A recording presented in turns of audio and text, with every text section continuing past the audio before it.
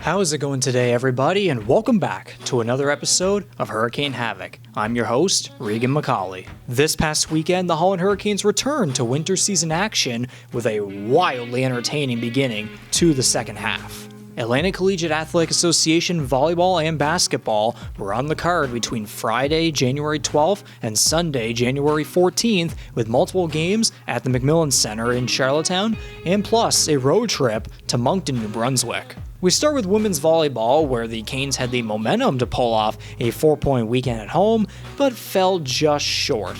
Game 1 on Saturday was against the winless Université de Saint-Anne Dragons, and Holland made sure that the term winless would stick as they earned 2 points with a 3-1 win, but the points didn't come so easily. Not even close. USTA was quick to have people wondering if an upset was possible with an early 8-7 lead. Holland quickly slashed it and went on to win the first 2 sets, but USTA gained back momentum in the third set and would not be bothered by a brief Canes comeback, scoring the set win and closing the gap of the game score. If you were at that game, then you have to remember how absolutely bonkers that fourth set was, because, quite frankly, it could have went either way. Thankfully, the Canes had a better effort late in the set, but only barely, winning 25-23 to take the match 3-1.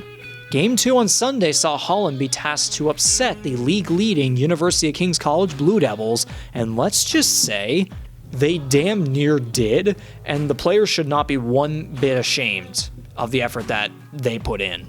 The Canes made it clear they were not messing around, as they quickly fired everything they had between the first and the second sets, winning the first one, but losing the second one thanks to a late comeback rally by UKC. The third set was a similar story, but the fourth set was when UKC truly took control of the game and sealed the deal with a 3-1 game win. Morgan White and Jenna O'Neill shined in the kills and digs categories and were a heavy presence all weekend, and as a matter of fact, O'Neill's performances earned her Hurricanes Female Athlete of the Week this week, so a big congratulations to her.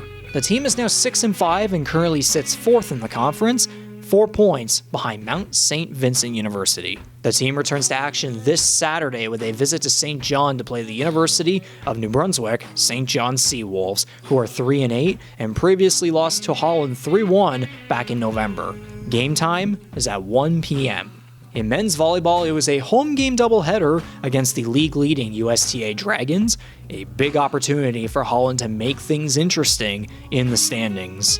Things were certainly interesting from the beginning of Saturday's game, as both teams fired at each other for quite some time. Holland barely held on to the first set 27-25 and had a great start to the second set, but USTA never gave up, using 2 timeouts as momentum for a 29-27 set win, and that momentum continued into the second half of the game as USTA won both the third and fourth sets, improving their season record to 8-1.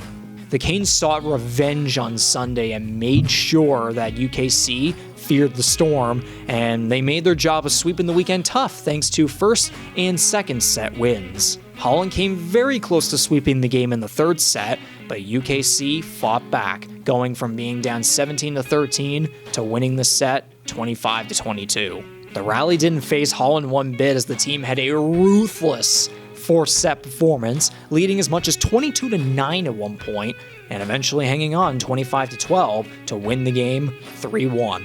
Carson Gray and Azama Uday had a fantastic weekend with a combined 56 kills and 29 digs. The team is now 5-4 and maintains second place in the conference, now 6 points behind the 8-2 Dragons. The team returns to action this Saturday, joining the women's volleyball team in St. John to play the men's Seawolves, with a game time at 3 p.m. In women's basketball, the Canes experienced a rough start to the weekend, but they finished it off very strong. The team's first game of 2024 was unfortunately spoiled thanks to a well-rounded effort by the Mount Allison Mounties, who came and took charge of the fort. Leads of 6-0, 27-11, 47-24, and a final lead of 74-58, improving Mount Allison to 7-2. Sunday was a much different story as Holland visited Moncton to play the winless Crandall University Chargers, and they made sure that winless remained a permanent word in Crandall's dictionary. The game started close, however, as Holland led 28-21 after one quarter, but the rest of the way, it was just pure domination by the Hurricanes. Final score, 79-48 Hurricanes. Amy Plegenhoof and Alexa Rancourt combined to score 79 of Holland's 137 points over the weekend. Robin Driscoll also impressed with an overall 22 points. The team is now 5-6 and maintains 4th place in the conference, while Crandall dropped to 0-8. The team returns to action on Sunday as the UKC Blue Devils come to Charlottetown with 8 wins and 1 loss, currently fighting for 1st place in the conference. Game time this Sunday at the McMillan Centre is at 2 p.m.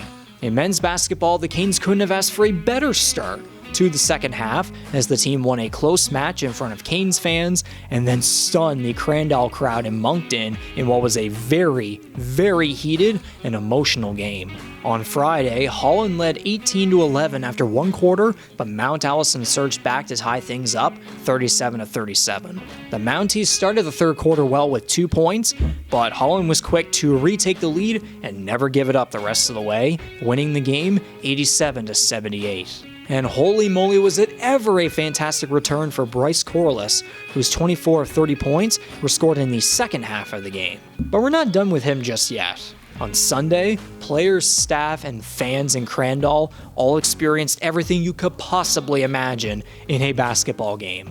Pure chaos. From comebacks and close quarters to personal fouls and ejections, and to be specific, there were 45 personal fouls. Yeah, what the heck happened in Moncton on Sunday? Crandall held advantage of the game for 2 quarters, but Holland kept things close and surprised the Chargers with a 19-point comeback, which led to a 77-77 tie at the end of regulation. 2 overtime the teams go, and in the dying seconds of a thrilling extra quarter, Bryce Corliss came in clutch. He drew a foul and scored 2 of 3 free throws and sealed the deal 86-85. Corliss scored 53 of Holland's 173 points over the weekend, and as a matter of fact, his performances earned him the achievement of this week's Holland Hurricanes Male Athlete of the Week. And not only did he earn it from the Holland Hurricanes, he also was named the ACAA Male Athlete of the Week, and he was named one of the CCAA Male Athletes of the Week. What a weekend. Congratulations, Bryce. Shoutouts to rookies Topaz Kenna and Zachary Dawkins, who scored an overall 41 points in the 2 games this past weekend.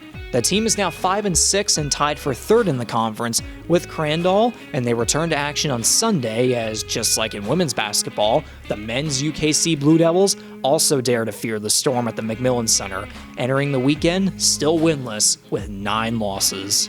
And with that, this episode of Hurricane Havoc comes to a close, and now you know what's happened recently and what's yet to come. This was Hurricane Havoc. I'm your host, Regan McCauley, signing off. I will see you on the other side, and remember to fear the storm.